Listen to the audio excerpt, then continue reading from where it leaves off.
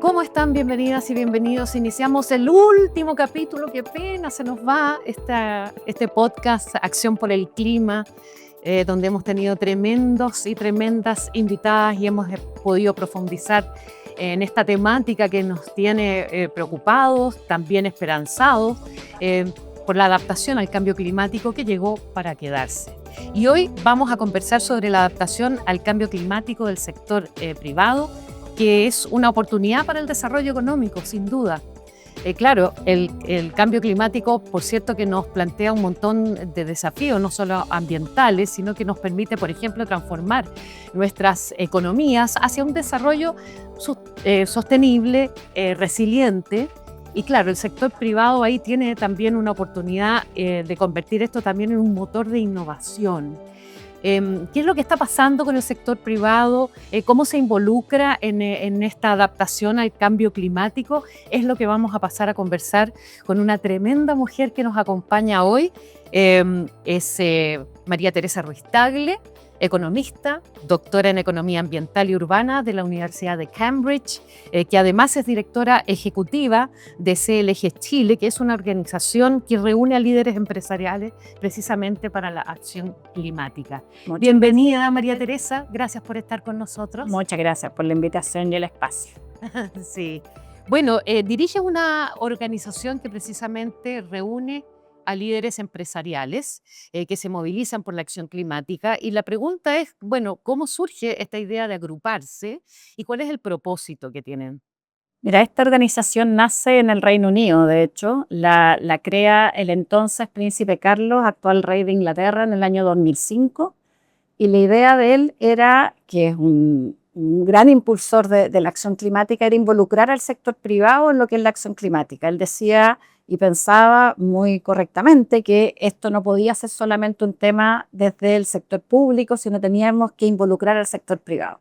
En Inglaterra crea esta organización que se llama CRG UK y lo aloja en la Universidad de Cambridge, en el Reino Unido, y lo aloja en una universidad justamente para darle libertad de pensamiento, para poder afectar desde la universidad, ¿cierto? Y contribuir a lo que es la política pública en acción climática. En el año 2009, el príncipe Carlos viene a Chile y crea CLG Chile, junto con la Embajada Británica, la Cámara Chileno-Británica de Comercio y con la Facultad de Economía y Negocio de la Universidad de Chile, y es así como lo aloja en la FEN, actual FEN de la Universidad de Chile, y eso nos permite conversar de estos temas, trabajar estos temas y desde la universidad contribuir a lo que es la política pública en acción climática. Tenemos otros objetivos también, que es compartir la experiencia entre las empresas. Estamos hablando de hoy el día 24 empresas que están muy comprometidas con la acción climática, que tienen una hoja de ruta planificada, no necesariamente los problemas resueltos. De hecho, nosotros queremos atraer también otras empresas que tengan problemas en acción climática, tanto por el lado de la mitigación como por la adaptación, porque queremos juntos tratar de trabajar estos temas, poder ir mejorando, compartir la experiencia, traemos expertos, estamos siempre muy informados, ¿cierto?, de lo que es la política climática a nivel internacional, de las oportunidades de negocio, etcétera. Entonces, yo te diría que son esos tres temas los que son los principales: el compartir experiencia, trabajar y aumentar nuestro entendimiento y nuestra acción climática, y, por supuesto, colaborar en lo que es la construcción de política climática pública en Chile. Y hace 15 años atrás, ¿no? ¿Cuáles eran al principio, ¿no?, los temas que más preocupaban? Para ser honesta, fue un comienzo lento, por supuesto. Claro. O sea, estamos hablando del año 2009, antes del Acuerdo de París. No había una comprensión real de lo que significaba el cambio climático, de lo que significaba para Chile el cambio climático. Y eso ha ido cambiando en el tiempo, por supuesto. Yo te diría que hubo un breaking point muy importante en el Acuerdo de París y otro segundo breaking point importante en Chile, que fue la organización de la COP en Chile, que finalmente por otras razones terminó ocurriendo en Madrid, en España. Pero esos dos breaking points fueron claves para movilizar, ¿ya? Y efectivamente la acción climática hay que verla desde dos puntos de vista, que están muy relacionados entre ellos, que es tanto la mitigación de los gases de efecto invernadero como la adaptación. Entiendo. Ahora enfrentamos una triple crisis ambiental, ¿no?, que es la pérdida de la biodiversidad, la contaminación, también el tema climático, el cambio climático específicamente.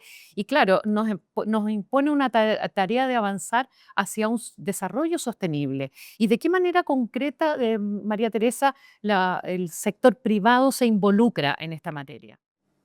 A ver, yo te diría que hay que verlo desde el punto de vista de una oportunidad de desarrollo, ¿ok? O sea, si nos dice, ¿cómo debiera hacer yo negocios hoy en día para que mi negocio sea fructífero y prospere y se perpetúe en el tiempo? Tiene que ser un negocio sostenible. No hay otra alternativa. Esa es la manera en que se tienen que hacer negocios en Chile y en cómo las empresas de Chile se van a relacionar con el exterior. O sea, si yo quiero exportar bienes, parte de las exigencias que me van a decir no es solamente precio, sino que también me van a preguntar cuál es la huella de carbono, cuál es la huella hídrica de mis productos, cómo es la relación institucional en mi organización, cómo es la gobernanza, son los temas, por ejemplo, de género, cuál es la relación con las comunidades, etcétera. O sea, el factor que se habla normalmente ESG, Environment, Governance and Social, que es en medio ambiente, social y gobernanza, tienen que estar muy involucrados al interior de la empresa. Y de hecho, prueba de ello fue que empresas durante el COVID, empresas que manejaban estos elementos ESG al interior de su empresa, estuvieron mucho mejor capacitadas para enfrentar otra crisis distinta, no la climática en particular, sino, por ejemplo, la crisis del COVID. O sea, cualquier empresa que trabaje internamente desde su gobernanza, los temas de medio ambiente, social y gobernanza, va a ser una empresa que va a ser más resiliente a cualquier crisis, a cualquier impacto, va a poder mapear mejor los riesgos, va a poder anticipar mejor los riesgos y por lo tanto va a poder tener un mejor desempeño tanto en el corto como en el mediano y largo plazo. Bueno, cabe la pregunta entonces para entender cómo lo entiendes tú, cómo lo ves tú, esto del desarrollo sostenible, un concepto que es interesante, ¿no? De poder definir. El desarrollo sostenible es fundamental, ¿ok? O sea, nosotros necesitamos seguir creciendo, ¿ok? Somos un país en vías de desarrollo, no somos un país tan pobre como otros países, pero sí quiero ser súper enfática. En Chile necesitamos crecer, necesitamos más inversión, pero al mismo tiempo necesitamos que esa inversión sea sostenible, sea compatible y converse con nuestros compromisos, por ejemplo, climáticos con la NDC, que son nuestros compromisos de Chile con el Acuerdo de París, que sean compatibles y conversen, porque tenemos una ley marco de cambio climático en Chile que también tenemos que cumplir. Entonces, lo que necesitamos más inversión, pero necesitamos que esa inversión sea inversión verde, que se generen empleos verdes, que contribuyan a la descarbonización y para Chile la descarbonización a nivel global es una oportunidad. O sea, tenemos minerales críticos, tenemos litio, tenemos cobre, tenemos energías renovables que podemos descarbonizar toda la economía, tenemos las oportunidades del hidrógeno verde, tenemos todo lo que es la industria forestal, que no solamente capta carbono, sino que también contribuye, ¿cierto?, al desarrollo económico del país tremendamente. Entonces, la verdad es que para Chile pensar en un desarrollo sostenible es como un win-win, porque en realidad tenemos todas las condiciones para hacer un desarrollo sostenible en nuestro país. Y María Teresa, ¿y en tu casa, por ejemplo, tú tienes acciones cotidianas que tengan que ver con colaborar con el medio ambiente? Por supuesto, nosotros, Porque siempre decimos que uno parte por casa, ¿no? obvio, o sea, de hecho, nosotros remodelamos una casa Ya. y hace hartos años atrás, ya no me acuerdo, habrá sido 10, 15 años atrás, y me acuerdo que hablando con mi arquitecto le hablé del tema climático y como que él no entendía lo que yo estaba hablando. Y era como, bueno, pero es que a mí me importa. Entonces terminé mandando a hacer un estudio bioclimático Wow. para mi casa, para que nos dijera, bueno, qué está bien de la casa y qué está mal y qué hay que arreglar, ¿ya? Entonces, por ejemplo, la casa mía tiene tejas de alerce de los años 60 que se construyó y el estudio bioclimático dijo impecable. La aislación térmica de las tejas de alerce, fantástico, no las toque, no las he tocado. Ahí están las mismas tejas que se hacen así con el calor en el verano y que después bajan con la humedad. Y pusimos paneles, paneles solares todavía no pongo, está en mi waiting list. Pusimos termopanel en toda la casa, arreglamos la calefacción, pusimos AVES alrededor de de todo el envoltorio en el fondo de la casa. Y también el tema del calor, no solamente con el tema del frío, el tema del calor, cómo orientar las ventanas para protegerse del sol de la tarde, etcétera, es un temazo. Bueno, el cambio climático ya está teniendo efectos en las empresas acá en Chile. El informe de percepciones de negocios que realiza el Banco Central, el IPN, que fue publicado en mayo del 2023, muestra que ya la mayoría de las empresas se ha visto afectada de alguna manera por una situación extrema. ¿Cómo se refleja esta realidad en la toma de decisiones, por ejemplo, de las empresas? A ver, el cambio climático para Chile es tremendamente importante. O sea, somos un país que es muy vulnerable al cambio climático, muy vulnerable, y quiero ser súper enfática. Lo vivimos a diario, lo estamos viviendo hoy día con las olas de calor, ¿cierto? Con los incendios forestales, con las inundaciones, con las marejadas, deslizamientos de tierra, derretimiento de glaciares, subida en el nivel del mar. O sea, Porque es un país muy extremo. absolutamente, es un país muy extremo, muy largo, por lo tanto tenemos condiciones muy distintas en distintas partes, por lo tanto yo casi que diría que nadie puede no verse afectado por el cambio climático. ¿Te fijas? O sea, de alguna u otra manera el agua, o sea, la escasez de agua, estamos en el medio de una mega sequía que ya lleva más de 14 años que nos afecta a todos. Lo que pasa es que, claro, a veces hay gente que no se da cuenta de la sequía porque todavía abre la llave de agua en su casa y hay. Entonces dice, pero ¿cómo? No hay problema. Entonces, ¿qué queremos? ¿Queremos esperar a no tener agua para hacernos cargo del problema? ¿O queremos tener buenas regulaciones y buenos modelos de negocio, ¿cierto? Que aseguren la seguridad hídrica, que realmente los negocios y las personas podamos tener agua a pesar de la crisis. Eso significa anteponerse a los problemas y mirar hacia adelante para protegerse contra eventos extremos, ¿ya? Pero hay que hacerse cargo de estos riesgos. Sí, ahora tomar acciones de mitigación y adaptación al cambio climático es una oportunidad de inversión y de entregar valor agregado a las empresas. ¿Lo ves tú así? Absolutamente. O sea, en el tema, yo creo que históricamente nos hemos enfocado más en la mitigación que en la adaptación, y me parece muy bien, pero acordémonos que Chile, ¿cierto?, contribuye muy poco en términos mundiales a lo que son las emisiones globales. No por eso no nos tenemos que preocupar, porque por supuesto que nos afectan las cadenas de producción y por lo tanto nuestras posibilidades de acceder a nuevos mercados. Pero en el tema de la adaptación es algo que todos los negocios debieran hacerse cargo. Debieran partir, como te digo, identificando los riesgos, ¿ya? Mapeando, porque yo no puedo gestionar algo que no conozco. Y efectivamente, cuando tú vas a poner un nuevo negocio, por ejemplo, una central hidroeléctrica, tú tienes que ver si tienes el recurso para poder manejar esa central o no, cuándo se va a acabar, cuáles son los riesgos que tienes, etcétera. Cuando tú quieres construir una infraestructura y estás cerca de un deslizamiento de tierra o cerca de un río, tienes que evaluar la probabilidad de que ese negocio se vea o no afectado, ¿ya? Pero también cosas más sencillas como, por ejemplo, el tema del trabajo. O sea, ¿qué pasa con el trabajo de la agricultura? Todo lo que es la recolección de alimentos, ¿ya? Y todo el trabajo de construcción con los mayores grados de temperatura. O sea, ¿se hace posible trabajar bajo esas condiciones? ¿Qué tenemos que cambiar nosotros nuestras conductas diarias, ¿ya? Y desde las empresas, ¿cierto? Haciéndose cargo de sus empleados producto de estas mayores temperaturas. María Teresa, ¿conoces ejemplos de acciones de las empresas que te hayan llamado la atención, que sean dignas de destacar, por ejemplo, o que se conviertan también en un referente para otras, para otros? Por ejemplo, en el caso Anglo American, por ejemplo, recientemente hizo un ejercicio súper interesante en que lo hizo no solamente solo, sino también con la comunidad, con el sector público y con todas las empresas relacionadas, del equivalente a qué pasa si tienen un accidente, por ejemplo, un deslizamiento de tierra. Nosotros tenemos mucha experiencia con los terremotos, Sí. ¿ya? Y desde ese punto de vista quiero... Que nos quedamos ahí. No, al contrario, quiero ocuparlo como un buen ejemplo, Ya. como en el fondo nuestra capacidad de adaptarnos, ¿ok? O sea, nosotros tenemos los terremotos y entendemos que somos un país que vamos a seguir teniendo terremotos, no nos podemos deshacer de ello y lo único que nos queda es adaptarnos a esa situación y generar las regulaciones necesarias y saber cómo reaccionar.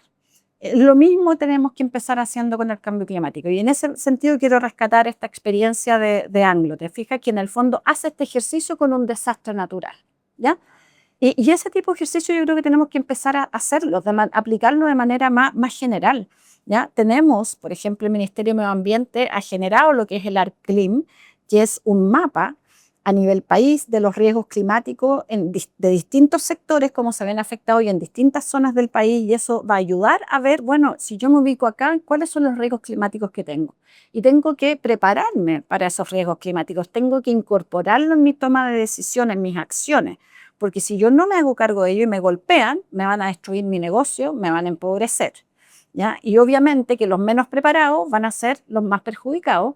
Y por lo tanto, este problema de la crisis climática y la triple crisis que tú decías, si no nos hacemos cargo, lo que va a hacer es que va a reforzar estas diferencias, ¿ya? Va a haber empresas que lo están haciendo bien y lo van a hacer mejor, y empresas que no están haciendo nada van a ser más perjudicadas, y las brechas entre las empresas van a ser cada vez más grandes. A propósito de lo mismo, ¿qué te pasa cuando te encuentras con ciertas resistencias o escepticismo respecto a esta temática? Y si te ha pasado, me imagino que sí. Por supuesto que pasa. Yo creo que lo que conversábamos un poco antes, ¿no? Es muy importante verlo desde el punto de vista de la oportunidad, ¿ya? Acá yo no quiero que pensemos que esto lo tenemos que hacer y tenemos que asumir el costo y esto lo voy a esconder debajo de la alfombra y se acabó el problema. No, esto lo podemos transformar en una oportunidad, ¿ok? O sea, acá hay un costo de la inacción. El no hacer nada es muy costoso para Chile y para los Puede chilenos. ser cada vez más caro, ¿no? Es más caro, cada vez es más caro. O sea, si yo no me hago cargo de los incendios forestales y con eso se destruyen viviendas, se destruye infraestructura, se genera más contaminación, eso afecta, se pierden vidas, ¿ya? Y entonces, ¿cómo no voy a evaluarlo? El hacerme cargo de disminuir la probabilidad de los incendios forestales con todo lo que eso significa, con un trabajo colaborativo, público-privado. Te fijas, en el CLG también tenemos empresas forestales que están muy de la mano y trabajando, ¿cierto?, en buscar soluciones, mejoras, ¿ya? Para que estas situaciones, por ejemplo, no ocurran, ¿ya? Entonces, eso es tremendamente importante. Bueno, súper importante. Lo mismo también las empresas, que es todo un desafío, la reducción de gases de efecto invernadero, por ejemplo. Sabemos el daño que eso provoca. Y ahí tú sientes que hay ejemplos, has visto ejemplos que puedas destacar y de qué Absolutamente. forma son esas acciones para aprender también. Y quería focalizar en algo porque a veces la gente como que piensa, y correctamente, ¿ah? Gases de efecto invernadero que se van en la atmósfera, que se distribuyen parejamente a nivel mundial y que afectan a todos. ¿Por qué me va a preocupar? Dos cosas diría yo. Una, ojo, somos súper vulnerables al cambio climático, ¿ya? Tremendamente, lo que explicábamos antes. Segundo, muchos de los gases de efecto invernadero tienen otros daños adicionales, ¿ya? Por ejemplo, la contaminación local, ¿ok? O sea, un vehículo a diésel, a benzina, no solamente está contaminando a nivel global a través de los gases de efecto invernadero, sino que también contamina a nivel local. Y por lo tanto tiene un efecto en ti, en mí, en nosotros. Y eso es más fácil para la gente entenderlo, ¿ya? Porque es un efecto que lo estoy viviendo yo en estos momentos. Entonces, también creo que es muy importante resaltar estos co-beneficios de hacerse cargo del tema climático, ¿ya?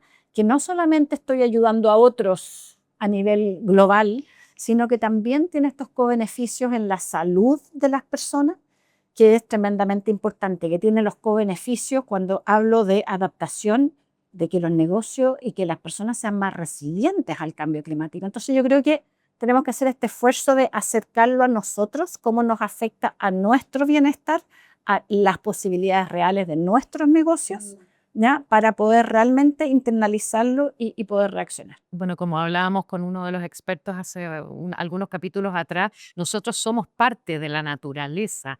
No es que la miremos como de lejos, como algo romántico. Somos parte de. Así es. Y creo que de ahí hay que aprender mucho. Ahora, en términos de relación con las comunidades, el mundo privado y las comunidades, ¿cómo lo ves tú desde esta perspectiva que estamos hablando? Es tremendamente importante. O sea, es parte de la sostenibilidad. Cuando nosotros hablamos de sostenibilidad está el factor económico, el ambiental y el social. Y las comunidades son tremendamente importantes. O sea, no podemos, el agregar valor, el compartir valor, tiene que ser parte del core de los negocios. O sea, yo para poder instalarme en el territorio tengo que conversar con el territorio. Y tengo que trabajar de manera conjunta y tengo que compartir valor. De modo que todos estén en el beneficio de todos el poder prosperar con los negocios. María Teresa, conversábamos antes de empezar este podcast de que esto también puede ser muy abrumador, ¿no? Hablar de estos temas, de situaciones extremas, casi como que el mundo se va a acabar. Pero hablábamos también de que hay un tinte esperanzador, por cierto, a propósito que hablamos de las oportunidades, de lo que significa la adaptación.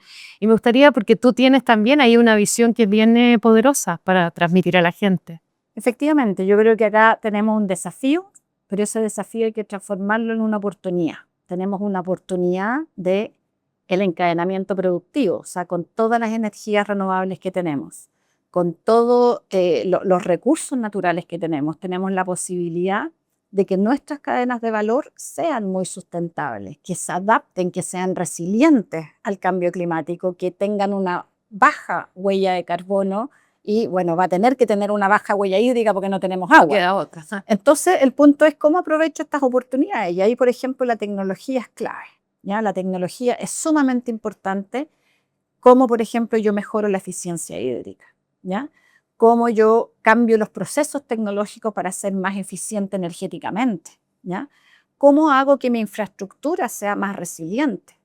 Cómo yo me relaciono con soluciones basadas en la naturaleza, por ejemplo. O sea, no tengo por qué inventar de repente, no sé, por todo un fronte costero para que el agua no se me meta, cuando en realidad podría evaluar la posibilidad de desarrollar un humedal que existía y que lo puedo reconvertir y regenerar para que cumpla muchos roles, desde amortiguar un tsunami. Claro. Hablamos en las soluciones basadas en la naturaleza. Así es, exactamente. ¿Y eso lo han hecho, por ejemplo? Sí, claro, existen muchos humedales que se están trabajando y hay ONGs que están trabajando y trabajan, parte de su trabajo es justamente colaborativo con el sector privado, porque en el fondo estas soluciones basadas en la naturaleza para manejar y controlar los niveles de agua, ¿ya? Son soluciones que te permiten solucionar el problema a mucho más largo plazo, porque tú estás regenerando el ecosistema, lo que tú misma mencionabas, ¿cierto? El tema de la biodiversidad, o sea, poder el círculo del agua es lo que yo necesito garantizar. O sea, no me sirve que me traigan un vaso de agua acá si después se va a acabar el agua. Lo que necesito es que el círculo del agua, ¿cierto? El ciclo del agua se mantenga. Y por lo tanto, el rol de las soluciones basadas en la naturaleza, el cuidado de las cuencas, ¿cierto?